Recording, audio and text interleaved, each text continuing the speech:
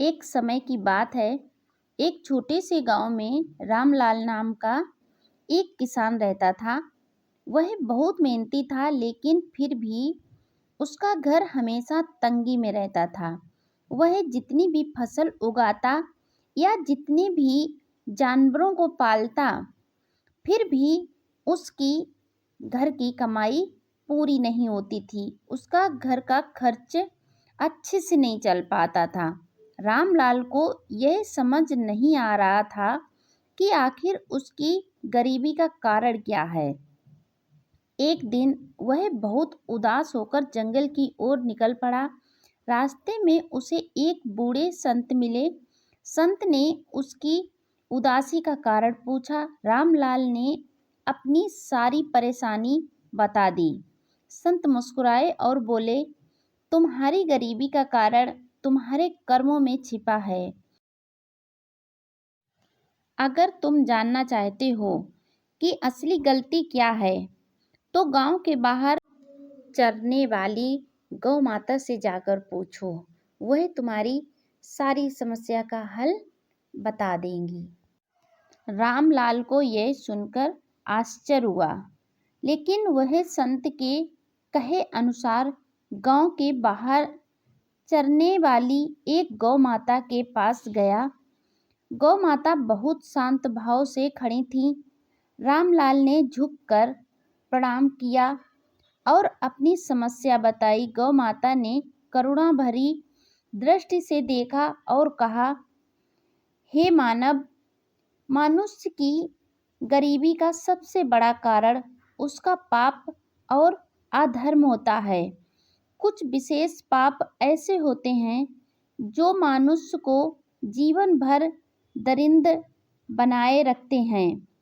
गौ माता का अपमान या अनादर, जो मनुष्य गौ माता को कष्ट देता है, उसकी सेवा नहीं करता या उसके प्रति हिंसा करता है, वह जीवन भर दरिद्र रहता है। अत्याचार और अन्याय, जो लोग दूसरों का शोषण करते हैं, गरीबों का हक मारते हैं या किसी को दुखी करते हैं, वो कभी समृद्ध नहीं हो सकते हैं। दान पुण्य का अभाव, जो व्यक्ति अपने जीवन में कभी किसी की मदद नहीं करता, ना दान करता है, ना ही किसी की भलाई करता है, वह हमेशा आर्थिक तंगी में रहता है। अन्न और जल की बर्बादी, जो लोग भोजन का अपमान करते हैं, अन्न और जल की बर्बादी करते हैं, वो धन की देवी लक्ष्मी को नाराज करते हैं। माता पिता और गुरु का अपमान, जो व्यक्ति अपने माता पिता, बुजुर्गों और गुरुओं की अवहेलना करता है, वह कभी भी आर्थिक उन्नति नहीं। झूठ और बेईमानी, बेईमानी और सत्य से विमुख होकर जो व्यक्ति छल कपट से धन कमाते हैं और अपना धन बढ़ाने का प्रयास करते हैं, वह हमेशा दरिद्रता को ही प्राप्त करता है। उसे कभी भी सच्चा सुख नहीं प्राप्त होता है, वह हमेशा दुखी ही रहता है। रामलाल ने गौ माता की बातों को ध्यान से सुना और अपने जीवन में सुधार लाने का संकल्प लिया। उसने गौ सेवा शुरू की, माता पिता का सम्मान किया, अन्न का अपमान बंद किया और ज़रूरतमंदों की मदद करने लगा। धीरे धीरे उसका जीवन बदलने लगा। उसकी फसल अच्छी होने लगी, हमेशा स्वस्थ रहने लगे और घर में समृद्धि आने लगी।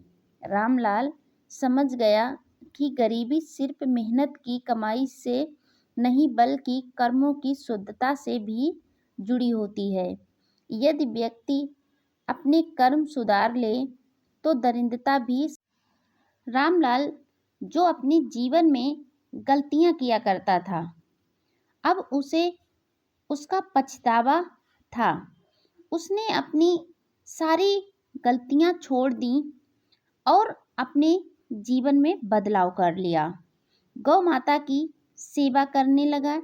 दयालुता, सत्य और सद्कर्म से ही जीवन में समृद्धि आती है, जो कि अब रामलाल अपना चुका था। जो व्यक्ति अधर्म के मार्ग पर चलता है वह सदा गरीबी और कष्ट भोगता है। हर रोज इसी तरीके की प्रेरणादायक कहानी सुनने के लिए चैनल को सब्सक्राइब करना बिल्कुल न भूलें। कहानी अंत तक सुनने के लिए बहुत बहुत धन्यवाद।